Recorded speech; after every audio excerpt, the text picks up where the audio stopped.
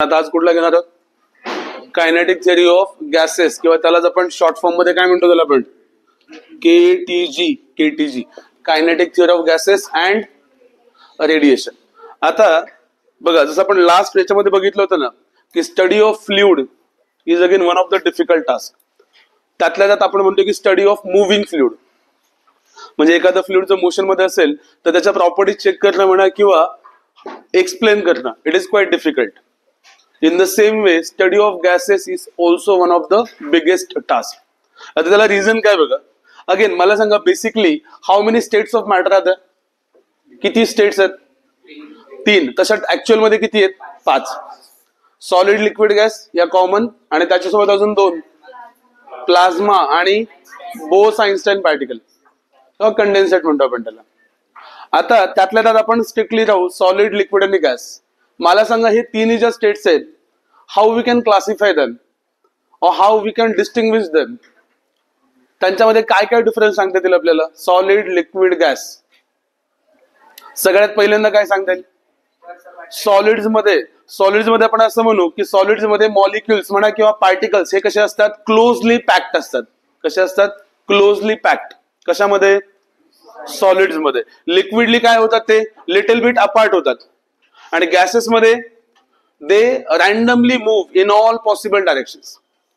Gases मध्ये त्यांची motion कशी असते? रॅन्डम असते, रॅन्डम. आता पुन्हा आपल्याला बेसिक माहिती आहे की सॉलिड्स मध्ये मॉलिक्युल्स म्हणा किंवा पार्टिकल्स म्हणा हे क्लोजली पॅक्ड असतात. त्याला रिझन काय? Force of attraction between the molecules हे काय असतं? सॉलिड्स मध्ये सगळ्यात जास्त असतं. लिक्विड मध्ये ते थोडस कमी होतं, आणि तोच फोर्स ऑफ अट्रॅक्शन हा गॅसेस मध्ये काय होतो? एकदम वीक होतो, वीक. आणि म्हणूनच तेच रिझन आहे की gaseous molecules are much far away from each other. हा एक झाला. याला जोडून अजून एक पॉइंट असा घेता येईल का आपल्याला की सॉलिड्स मध्ये इंटरमोलेक्युलर स्पेस ही काय असते? सगळ्यात कमी असते, कमी. म्हणजे 2 पार्टिकल मधली स्पेस ही सॉलिड मध्ये सगळ्यात कमी असते, आणि गॅसेस मध्ये ती सगळ्यात जास्त असते. गॅसेसमध्ये ती सगळ्यात जास्त असते. म्हणून आपण असं म्हणतो की like when we study gases, किंवा आपल्याला माहिती की गॅसियस मॉलिक्युल्स हे कंटिन्युअसली रॅन्डम मोशन मध्ये असतात. आणि म्हणून जेव्हा आपण त्याच्या प्रॉपर्टीज बघतो ना, तर प्रॉपर्टीज बघताना like it becomes quite challenging. आणि म्हणून जसं आपल्याला माहितीये, अशा केसेसमध्ये आपण प्रत्येक याच्यामध्ये कुठली गोष्ट अज्युम करतो? आपण आयडियल गोष्ट घेतो. जसं आपण फ्लुइड्सच्या वेळी घेतलं होतं बघा, आपण पहिल्यांदा रिअल फ्लुइड्स बघण्याआधी कुठले बघितले होते? Ideal fluid. आणि आयडियल फ्लुइड बघून आपण त्यांना प्रॉपर्टीज डिफाईन केल्या होत्या. तसंच इथं आपण आता स्टडी ऑफ गॅसेस मध्ये आपण पहिल्यांदा घेताना काय घेणार? कुठल्या टाईपचा गॅस घेणार? आपण आयडियल गॅस घेणार, आयडियल गॅस. आणि मग आयडियल गॅस घेताना किंवा कुठलाही गॅस घेताना तुम्हाला 3 इम्पॉर्टंट प्रॉपर्टीज असतात ज्या सगळ्यात जास्त फोकसमध्ये असतात. त्यातली पहिली जी असते ती म्हणजे कुठली असते? Pressure, which is denoted by what? P. Second important कुठली असते? Volume, which is denoted by V. आणि थर्ड वन कुठलं असतं important? Temperature, which is denoted by what? ह्या 3 प्रॉपर्टीज आहेत. जेव्हा जेव्हा आपण गॅसियस स्टडीज किंवा स्टडी ऑफ गॅसेस बघतो तेव्हा आपला फोकस सगळ्यात जास्त या 3 प्रॉपर्टीजवर असतो, किंवा 3 फिजिकल क्वांटिटीजवर. बॉइल्स लॉ, पहिला लॉ कुठला आहे? Boyle's law. मग मला सांगा, बॉइल्स लॉचं स्टेटमेंट काय असतं? बेसिक सिंपल मध्ये बॉइल्स लॉ म्हटलं की एकच लक्षात ठेवायचं की दिलेल्या गॅसचं प्रेशर हे त्याच्या व्हॉल्यूमला कसं असतं? इनव्हर्सली प्रपोर्शनल असतं. किंवा यालाच तुम्ही पुढे जाऊन असं लिहू शकतो का? बघा, आपण हा व्ही ते डिव्हिजनला, हा इकडे कुठे येईल? मल्टिप्लिकेशनला. म्हणजे याला आपण काय लिहू शकतो? पीव्ही इज इक्वल टू काय? कॉन्स्टंट लिहितो आपण याला, PV is equal to constant. किंवा यालाच पुढे आपण एक्सटेंड केलं तर याला पण असं लिहू शकतो का? बघा, P1 V1 इक्वल टू काय होईल? P2 V2. ही आपण घेतो कंडिशन किंवा इक्वेशन घेतो आपण. आणि हे इक्वेशन तिन्ही फॉर्म्युला जे आहेत, तिन्ही फॉर्म्युलाज एकच आहेत, सेमच आहेत. फक्त हे तिन्ही फॉर्म्युलाज कुठल्या लॉचे आहेत? Boyle's law. आता याच्यामध्ये सगळ्यात महत्वाचं एक गोष्ट आहे, आपण इथं लिहिलंय की pressure is inversely proportional to volume. इथं आपण काय केलेलं आहे? At what? Constant temperature. आता याला रिझन काय बघा, याला रिझन जसं मी तुम्हाला म्हटलं की आपण गॅसच्या स्टडीसाठी आपल्याला हे 3 क्वांटिटीज आहेत इम्पॉर्टंट, आणि आपल्याला माहितीये की मॅथमॅटिक्स मध्ये किंवा इन रिअलिटी आपण ऍट अ टाइम किती क्वांटिटीजवर फोकस करू शकतो, आपण 2. ऍट अ टाइम किती क्वांटिटीज फोकस करू शकतो, 2 क्वांटिटीजवर. साधं समजा एक्स वाय ऍक्सिस घेतले आपण तुम्ही, मग मी एक क्वांटिटी घेईल एक्स ऍक्सिसला, एक क्वांटिटी घेईल वाय ऍक्सिसला, किंवा 2 क्वांटिटीज घेतल्या आणि त्याच्या बिहेवियर मध्ये आपण बघणार की काय चेंज होत आहे. म्हणजे समजा मग बॉइल्स लॉ मध्ये काय केलं गेलं, कुठल्या क्वांटिटी चूज केल्या गेल्या, प्रेशर आणि व्हॉल्यूम. मग जेव्हा तुम्ही या 2 क्वांटिटीज बघतायत ना, तेव्हा तुम्हाला थर्ड क्वांटिटी जी आहे ती तुम्हाला काय ठेवावी लागेल, कॉन्स्टंट ठेवावी लागेल, कॉन्स्टंट. सो बॉइल्स लॉ मध्ये आपण टेम्परेचर काय ठेवलं, कॉन्स्टंट ठेवलं, आणि मग तेव्हा चेक केलं आपण एक्सपेरिमेंटली, तेव्हा असं लक्षात आलं की pressure is inversely proportional to what, volume of the gas. आता आपल्याला इन्व्हर्सलीचं मिनिंग माहितीये, याचं मिनिंग काय, आपण व्हॉल्यूम वाढवलं तर प्रेशर काय होईल, कमी, आणि व्हॉल्यूम कमी केलं प्रेशर काय होईल, वाढेल. सेकंड लॉ घेतो आपण Charles law. So according to Charles law काय घेतो आपण त्याचं statement, volume of the gas is directly proportional to what, temperature of the gas. Again बघा इथे आपण व्हॉल्यूम आणि टेम्परेचर कन्सिडर केलंय, म्हणजे चार्ल्स लॉ मध्ये कुठली क्वांटिटी कॉन्स्टंट असेल, प्रेशर कॉन्स्टंट ठेवलंय, म्हणजे इथे आपल्याला लिहिता येईल ऍट, काय लिहिता येईल आपल्याला इथे, ऍट कॉन्स्टंट काय लिहिता येईल आपल्याला, pressure. So according to Charles' law, the volume of gas is directly proportional to the temperature of the gas, provided that the pressure of the gas remains constant or kept at constant value. पुन्हा याला extend केलं, इथे बघा हा temperature न्यूमरेटरला, हा इकडे कुठे येईल, डिनॉमिनेटर, मग यालाच पुढे काय लिहिता येईल आपल्याला, V/T इज इक्वल टू काय होईल, कॉन्स्टंट, किंवा पुन्हा या पुढे जाऊन याला लिहिता येईल आपल्याला V1/T1 इज इक्वल टू काय होईल तो, V2/T2, V2/T2. हे अगेन अनदर बेसिक फॉर्म्युला झाला फॉर द चार्ल्स लॉ. आणि आता याच्या पुढे थर्ड वन जो आहे तो कुठला असेल, आता गे-लुसॅक मध्ये सांगा मला काय असेल, काय राहिलं मला सांगा. इथे आपण P आणि V चेक केले ऍट कॉन्स्टंट टेम्परेचर, इथे आपण व्हॉल्यूम आणि टेम्परेचर चेक केलं ऍट कॉन्स्टंट प्रेशर. आता आपण कॉन्स्टंट काय ठेवणार, व्हॉल्यूम कॉन्स्टंट ठेवणार, आणि व्हॉल्यूम जेव्हा तुम्ही कॉन्स्टंट ठेवता तेव्हा आपल्याला काय मिळालं रे, pressure of the gas is again what, directly proportional to temperature. Again इथे लिहिता तुम्हाला काय, at constant what, volume, at constant volume. Pressure of the gas is directly proportional to the temperature of the gas, provided that the volume of the gas is kept constant. तो आपण constant ठेवला. आता पुन्हा बघा याला again continue केलं तर यालाच कसं लिहिता येईल तुम्हाला, P divided by T is equal to काय होईल, तो कॉन्स्टंट होईल. आणि म्हणून आपल्याला अजून एक इक्वेशन लिहिता येईल इथे, P1/T1 is equal to P2/T2, P2/T2. लक्षात ठेवा हे 3 बेसिक लॉज आहेत गॅसचे, 3 basic laws, Boyle's law, Charles law आणि गे-लुसॅक लॉ. क्लिअर आहे तिन्ही लॉज, काही डाऊट आहे याच्यामध्ये, नक्की नोट करा. आता पुढचं टायटल द्या, ideal gas equation, ideal gas equation. आता आपण टोटल किती लॉज बघितले, आता 3 लॉज बघितले, बॉइल्स लॉ, चार्ल्स लॉ आणि गे-लुसॅक. आता हे जे 3 लॉज आहेत यांना आपल्याला कंबाईन करायचं. काय करायचं यांना आपल्याला, कंबाईन. सो इथं लिहिता येईल तुम्हाला, on combining how many laws, 3 gas laws we get, आपल्याला इक्वेशन मिळतं PV is directly proportional to काय मिळतो आपल्याला, T.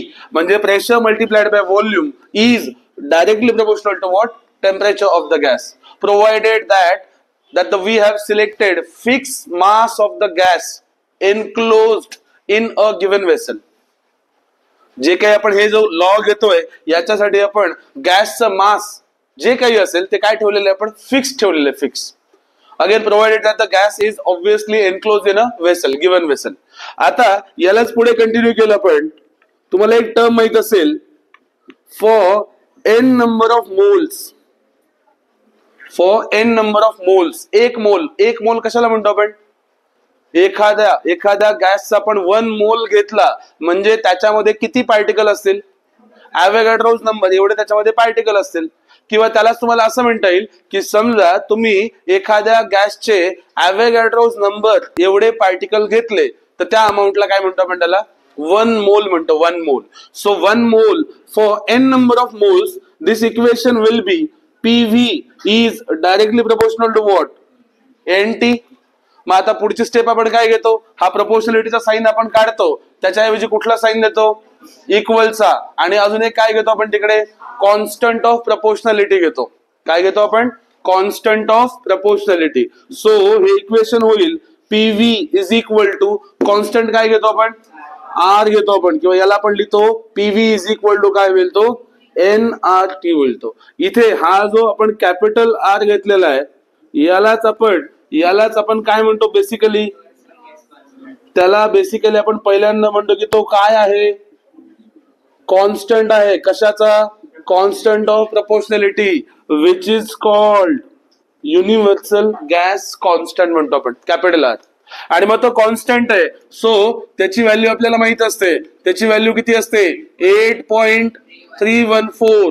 त्याचं SI युनिट असेल जूल पर मोल केल्विन, किंवा यालाच तुम्ही असंही लिहू शकता जूल मोल पर मोल. लिहिताना आपण काय लिहितो, मोलचा पॉवर -1 द्यायचा, जूल पर मोल पर काय होईल तो, पर केल्विन होईल, पर केल्विन. ही त्याची व्हॅल्यू झाली. ही व्हॅल्यू लर्न करून ठेवा.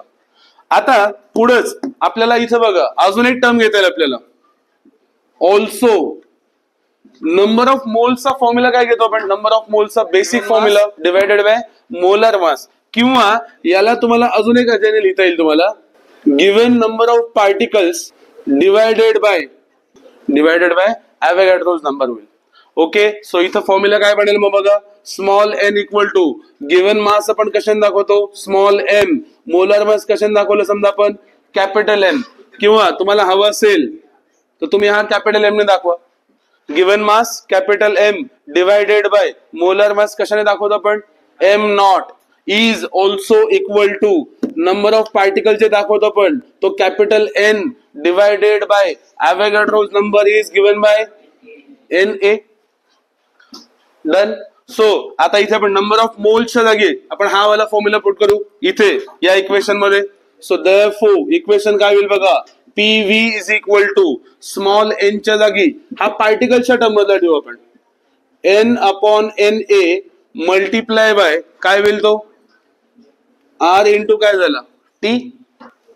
अगेन इथे आपल्याला लिहिता येईल बघा, but capital R is also equal to NA multiplied by काय असतो तो, KB. NA ला आपण म्हणतो ॲव्होगॅड्रोज नंबर आणि KB ला म्हणायचं बोल्ट्झमन कॉन्स्टंट. KB ला काय म्हणतो आपण, बोल्ट्झमन कॉन्स्टंट. सो पुन्हा आपण इथं कॅपिटल R च्या जागी ही व्हॅल्यू पुट करू आपण इथं. सो इक्वेशन काय होईल सांगा मला, PV is equal to N/NA as it is multiply by capital R च्या जागी आपण काय ठेवणार, NA इंटू KB इंटू काय आला तो T. आता कुठली टर्म कॅन्सल होईल याच्यामध्ये, हा NA कॅन्सल होईल आणि तुम्हाला अजून एक फॉर्म मिळेल याचा, PV is equal to N multiply by KB into T. KB ला आपण कुठला कॉन्स्टंट म्हणतो आपण याला, बोल्ट्झमन कॉन्स्टंट म्हणायचं याला, बोल्ट्झमन कॉन्स्टंट. लक्ष द्या. नोट बघूयात आपण आता. पहिली नोट, जे आपण आता 3 लॉज बघितले, हे 3 लॉज कुठल्याही रिअल गॅस साठी 2 कंडिशनला व्हॅलिड होतात, 2 कंडिशनला. सो इथे लिहिता येईल तुम्हाला, all 3 laws are strictly valid for कुठल्या गॅसेससाठी, रिअल गॅसेस, ओनली इफ पहिली कंडिशन जी असेल ती असेल only if the pressure of gas is not too high. म्हणजे काय, गॅसचं प्रेशर हे खूप जास्त नाही पाहिजे, जेवढं होता येईल तेवढं कमी. अँड सेकंड कंडिशन जी असेल ती असेल temperature of gas should not be close to, कोणासाठी? Close to liquefaction temperature of gas. म्हणजे काय, आपण जे 3 लॉज आता डिफाईन केले, हे 3 लॉज कुठल्याही रिअल गॅस साठी फक्त आणि फक्त कधी ऍप्लिकेबल होतील? जेव्हा पहिली कंडिशन की त्याचं प्रेशर हे खूप जास्त नकोय, it should not be too high. आणि सेकंड केस असेल the temperature of gas should not be close to the liquefaction temperature of gas. आता लिक्विफॅक्शन म्हणजे काय? असं टेम्परेचर ज्या टेम्परेचरला गॅस हा कशामध्ये कन्वर्ट होईल? लिक्विड मध्ये. सो गॅसचं टेम्परेचर हे लिक्विफॅक्शन टेम्परेचरच्या जवळ नको आहे, त्याच्यापेक्षा जास्त ठेवायचं. ह्या जर 2 केस फॉलो होत असतील किंवा फुलफिल होत असतील तरच आपण जे 3 लॉज डिफाईन केलेत हे 3 लॉज व्हॅलिड असतील. आणि हे फक्त कशासाठी म्हणतोय आपण? For which gases? Real gases साठी. लक्षात घ्या, आयडियल गॅससाठी तिन्ही लॉज हे सगळ्या प्रेशर आणि सगळ्या टेम्परेचर ऍप्लिकेबल असतात. सो तुम्हाला असं लिहिता येईल, second note, for ideal gas the equation, जे इक्वेशन आपण डिफाईन केले आयडियल गॅस इक्वेशन, त्यालाच आपण अजून एक नाव देतो, त्याला आपण काय म्हणतो? Equation of state. आणि ते इक्वेशन काय असेल? PV is equal to nRT. हे जे इक्वेशन असेल इज ऍप्लिकेबल किंवा व्हॅलिड लिहिता येईल मला, valid at all pressure and काय होईल?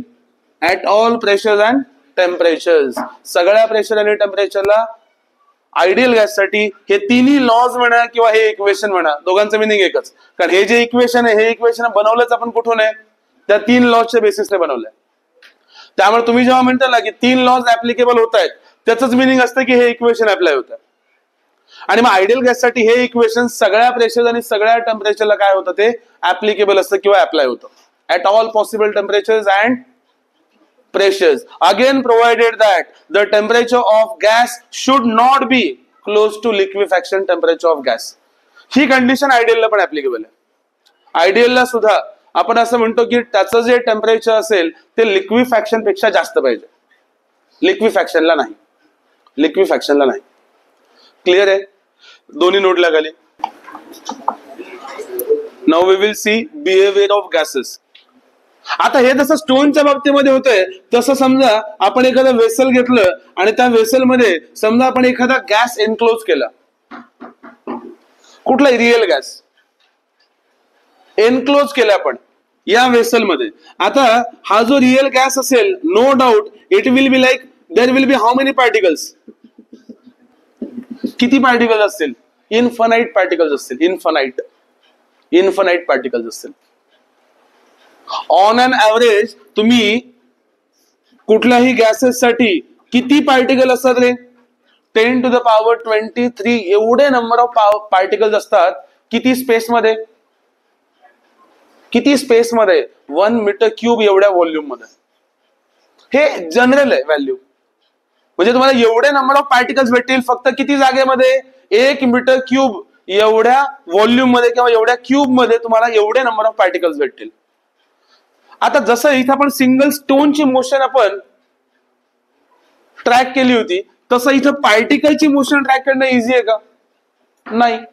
कारण या वेसलमध्ये जसं मी म्हटलं इन्फानाइट नंबर ऑफ पार्टिकल्स आहेत.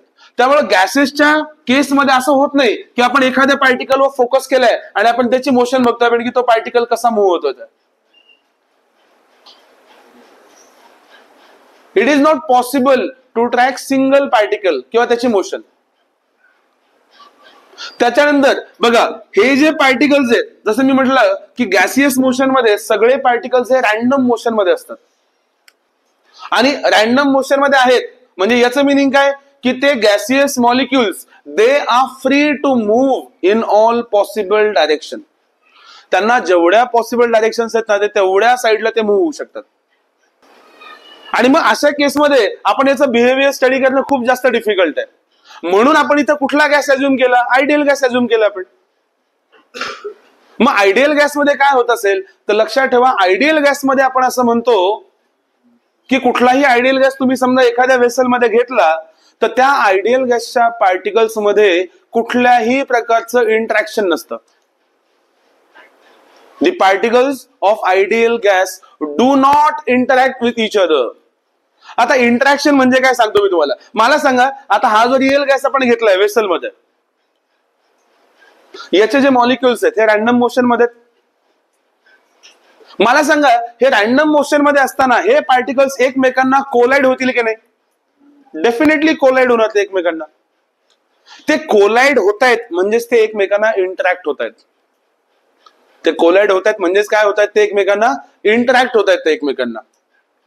आणि हे रिअल गॅसमध्ये होत आहे, हे it is possible, definitely possible आहे. म्हणून आपण असं म्हणतो की आयडियल गॅस का? तर आयडियल गॅसमध्ये जे काही त्याचे मॉलिक्युल्स असतील किंवा पार्टिकल्स असतील ते एकमेकांना इंटरॅक्ट होत नाहीत. म्हणजेच ते एकमेकांपासून काय खूप जास्त डिस्टन्सवर आहेत ते, की त्यांच्यामध्ये इंटरॅक्शन होत नाहीये. म्हणून आपण आयडियल गॅस पहिल्यांदा चूज करतो आपण. आणि म्हणून आपण असं लिहिलं बघा की आयडियल गॅस कोणाला म्हटलं आपण? की असा गॅस की जो इक्वेशन ऑफ स्टेट फॉलो करेल at all given pressures and temperatures. तो सगळ्याला फॉलो करेल, त्याला फरक नाही पडणार कुठलं प्रेशर आणि कुठलं टेम्परेचर. ते मॉलिक्युल्स एकमेकांना इंटरॅक्ट होणार नाहीत ते मॉलिक्युल्स. पण जसं मी म्हटलं, रिअल गॅसमध्ये ते इंटरॅक्ट होतात, डेफिनेटली होतात. रिअल गॅसेसमध्ये मॉलिक्युल्स हे एकमेकांना काय होतात? कोलाइड होतात. त्यांच्यामध्ये इलॅस्टिक कोलिजन असतं. कुठलं कोलिजन असतं? Elastic collision.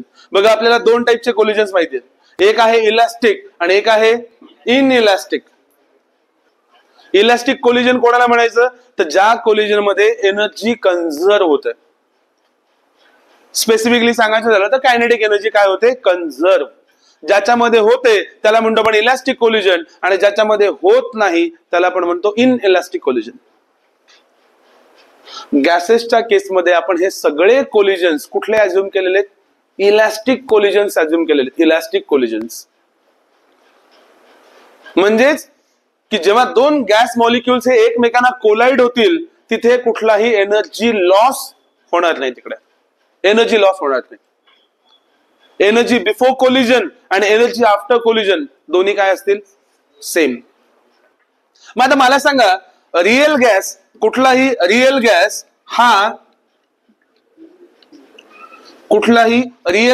हा आयडियल गॅस बनवू शकतो का? किंवा तो त्याच्या क्लोज जाऊ शकतो का? तर डेफिनेटली येस, डेफिनेटली. मग मला सांगा, कधी होईल हे पॉसिबल? लो प्रेशर और हाई टेम्परेचर. लक्षात ठेवा, कुठलाही real gas it will behave similar to the ideal gas provided that the pressure of gas should be low. Pressure हे कमी पाहिजे किंवा टेम्परेचर जास्त पाहिजे, जास्त.